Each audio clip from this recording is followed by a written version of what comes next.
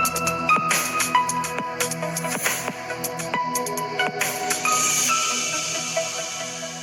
Friends, എല്ലാവർക്കും ഒരു പുതിയ വീഡിയോയിലേക്ക് സ്വാഗതം. It's me Akhil Satheesh and welcome to Akhil Satheesh world. +2 കഴിഞ്ഞ് നല്ലൊരു കോഴ്സും കോളേജും ഒക്കെ ഇങ്ങനെ തപ്പിപ്പിടിച്ച് കൺഫ്യൂഷൻ അടിച്ചിരിക്കുന്ന വിദ്യാർത്ഥികളാണ് എങ്കിൽ സ്കിപ്പ് ചെയ്യാതെ ഈ വീഡിയോ മുഴുവനായിട്ടും കാണുക. 2026 തന്നെ നമുക്ക് എടുത്തു കാട്ടാൻ പറ്റുന്ന ജോബ് ഡിമാൻഡിങ് ആയിട്ടുള്ള, ഇൻഡസ്ട്രി ഡിമാൻഡിങ് ആയിട്ടുള്ള ടോപ്പ് കോഴ്സുകൾ എടുത്തു കഴിഞ്ഞാൽ ഞാനൊരു 5 എണ്ണം ലിസ്റ്റ് ചെയ്തിട്ടുണ്ട്. അപ്പോൾ അതിൽ ചിലത് സയൻസ് കഴിഞ്ഞവർക്ക് പഠിക്കാം, മറ്റു ചിലത് ഹ്യൂമാനിറ്റീസും കൊമേഴ്സും കഴിഞ്ഞവർക്ക് പഠിക്കാം. അപ്പോൾ സാധാരണ നമ്മൾ കേട്ടിട്ടുള്ള ചില സബ്ജക്ട്സ് മീൻസ് കോഴ്സുകൾ തന്നെയാണ്. പക്ഷേ ഇതെല്ലാം 2026 ഈ മാറിയ ഒരു സാഹചര്യത്തിൽ നിങ്ങൾ എടുക്കുമ്പോൾ ശ്രദ്ധിക്കേണ്ട ചില കാര്യങ്ങളുണ്ട്, നോക്കേണ്ട ചില വസ്തുതകളുണ്ട്. അപ്പോൾ എന്തൊക്കെയാണ് അത് നോക്കാം. തീർച്ചയായിട്ടും കാര്യങ്ങൾ കണ്ട് മനസ്സിലാക്കി ഫർദർ അഡ്മിഷൻ സപ്പോർട്ടിനും ഇത്തരത്തിലുള്ള കോഴ്സുകൾ എടുക്കാൻ ആഗ്രഹിക്കുന്നുണ്ട് എങ്കിൽ ഈ നമ്പറിൽ ജസ്റ്റ് നിങ്ങൾക്ക് ഡയറക്റ്റ് കോൺടാക്ട് ചെയ്യാം. കംപ്ലീറ്റ് സപ്പോർട്ടും ക്യാമ്പസ് വിസിറ്റ് ഉൾപ്പെടെ ഞങ്ങൾ തരുന്നതുമായിരിക്കും. സോ കാര്യത്തിലേക്ക് കടക്കാം. ഒന്നാമത്തേത് BSc ആണ്. ഇപ്പൊ എല്ലാവരും വായും പൊളിച്ചിരിപ്പുണ്ടാവും, എന്തിനാണ് ഈ സാർ BSc പറയുന്നത്? സോ ഗൈസ്, സാധാരണ BSc അല്ല ഞാൻ പറയുന്നത്. ഇപ്പോൾ 4 ഇയർ പ്രോഗ്രാം വരുമ്പോഴും BSc ഹോണേഴ്സ് ആയിട്ടൊക്കെ പല യൂണിവേഴ്സിറ്റി കീഴിൽ ചെയ്യാൻ നിങ്ങൾക്ക് ഉള്ള ഓപ്ഷൻ ഉണ്ട്. പക്ഷേ നിങ്ങൾ BSc എടുക്കാൻ ആഗ്രഹിക്കുന്ന ഒരു വിദ്യാർത്ഥിയാണെങ്കിൽ, നല്ല ഇൻട്രസ്റ്റും ഹയർ സ്റ്റഡീസും ആണ് നിങ്ങളുടെ എയിമെങ്കിൽ BSc കെമിസ്ട്രി ആയിക്കോട്ടെ, മാത്സ് ആയിക്കോട്ടെ, ആ രീതിയിൽ പോകാം. അതല്ലാതെ പെട്ടെന്നൊരു ജോലിയും ഗ്രോത്തുമാണ് നിങ്ങൾ നോക്കുന്നത്, ഹയർ എഡ്യൂക്കേഷനൊക്കെ വലിയ രീതിയിൽ നിങ്ങൾ നോക്കുന്നില്ല എങ്കിൽ BSc എടുക്കുമ്പോൾ always go for specialisations. What kind of specialisation?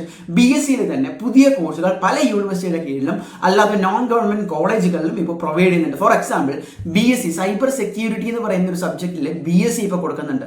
അതുപോലെ തന്നെ ഡേറ്റാ സയൻസിൽ BSc കൊടുക്കുന്നുണ്ട്. മൈക്രോബയോളജി ഓൾറെഡി ഉള്ളതാണ്, പക്ഷേ ഡിമാൻഡ് ഇപ്പോൾ ഭയങ്കര ബൂസ്റ്റ് ആയിക്കൊണ്ടിരിക്കുന്ന ഒരു മേഖലയാണ്. മൈക്രോബയോളജിയിൽ BSc കൊടുക്കുന്നുണ്ട്. ഈ രീതിയിൽ നിങ്ങൾക്ക് ഇതുവരെ നിങ്ങൾ കേട്ടിട്ടില്ലാത്ത, സ്റ്റീരിയോ ടൈപ്പ് അല്ലാത്ത, പക്ഷേ ഭാവിയിലത്തേക്ക് വേണ്ടിയുള്ള വളരെയധികം ജോബ് ഓപ്പർച്യൂണിറ്റീസ് ഉള്ള ഇത്തരത്തിലുള്ള കോഴ്സുകളിൽ BSc സ്പെഷ്യലൈസേഷൻ നിലവിലുണ്ട്.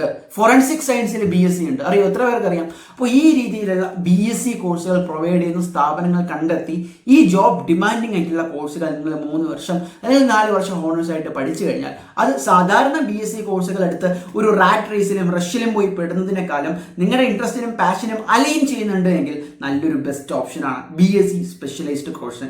അപ്പോൾ ഞാൻ ജസ്റ്റ് 2-3 എക്സാമ്പിൾസ് പറഞ്ഞിട്ടേ ഉള്ളൂ. ഇതിൽ അധികം വേറെയും ഒരുപാട് ഓപ്ഷൻസ് ഉണ്ട്. സോ നിങ്ങൾക്ക് മെസ്സേജ് അയച്ച് ചോദിക്കാവുന്നതാണ്. ഇനി ഒന്ന് BTech ആണ്.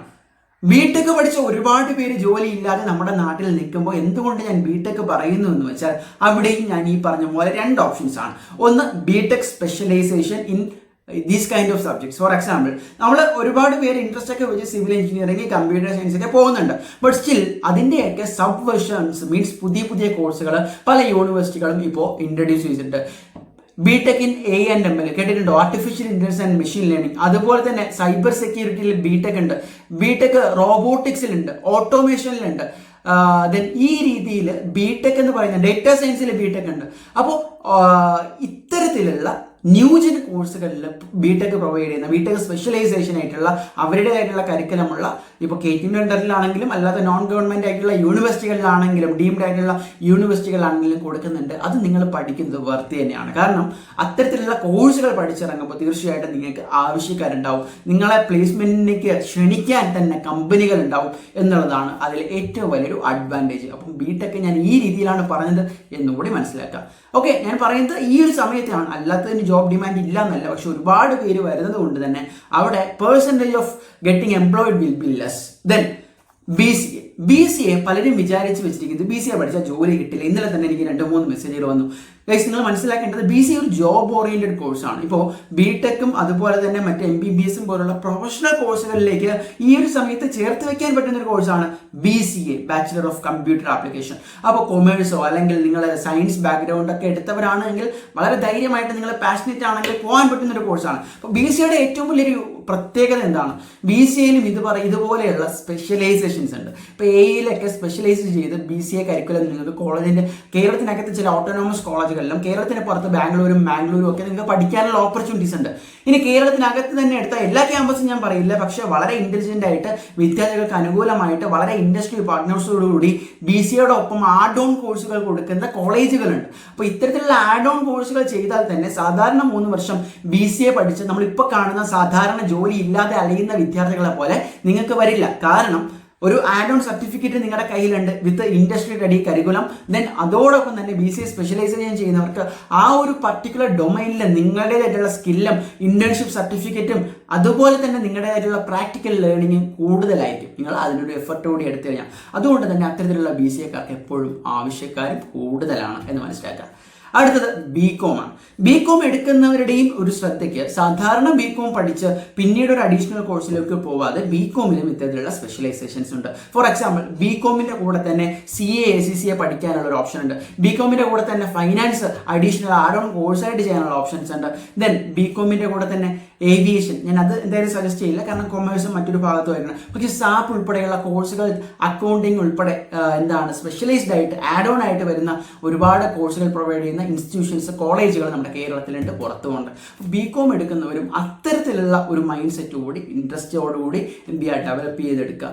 ദെൻ ഈ പറയുന്ന മെഡിക്കൽ കോഴ്സുകൾ തന്നെയാണ്. മെഡിക്കൽ കോഴ്സുകൾ നമ്മൾ സാധാരണ കണ്ടുമടുത്ത കോഴ്സുകൾക്ക് പിന്നാലെ പോകുന്നതിന് പകരം ഇപ്പോൾ ഇൻഡസ്ട്രിയിൽ ആവശ്യക്കാരുള്ള കോഴ്സുകൾ ഏതൊക്കെയാണെന്ന് നോക്കുക. BPT നല്ലൊരു ഓപ്ഷനാണ്, റേഡിയോളജി നല്ലൊരു ഓപ്ഷനാണ്. അപ്പോൾ then medical coding it's an another good option. അപ്പോൾ ആ രീതിയിലുള്ള കോഴ്സുകൾ കൂടി എക്സ്പ്ലോർ ചെയ്തുകൊണ്ട് നിങ്ങൾ ഇൻഡസ്ട്രികളിൽ ഇൻസ്റ്റിറ്റ്യൂഷൻസ് നോക്കി പഠിക്കാൻ ശ്രമിക്കുക എന്നുള്ളതാണ്. ഞാൻ ജസ്റ്റ് പറഞ്ഞത് കുറച്ച് എക്സാമ്പിൾസ് മാത്രമാണ്. ഇപ്പോൾ കരിയറിനെ കുറിച്ച്, കോളേജുകളെ കുറിച്ച്, കോഴ്സുകളെ കുറിച്ച്, കരിയർ ഗൈഡൻസിനെ കുറിച്ചൊക്കെ അറിയാൻ ആഗ്രഹമുള്ളവരാണെങ്കിൽ ഈ നമ്പറിൽ ഒന്ന് കോൺടാക്ട് ചെയ്താൽ മതി.